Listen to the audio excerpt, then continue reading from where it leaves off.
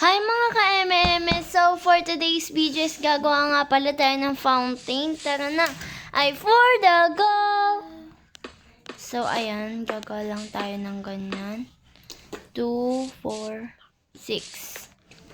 So 2, 1, 2, 3, 4, 5, 6. And 16 yan guys. So medyo malaki-laki nga pala yung gagawin ko. So, pwede na to.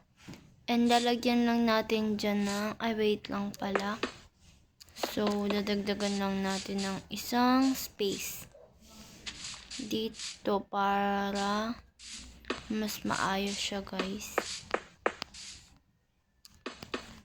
Ayan. So, ayan na guys. Tapos dito na natin ilalagay ito. So, tara.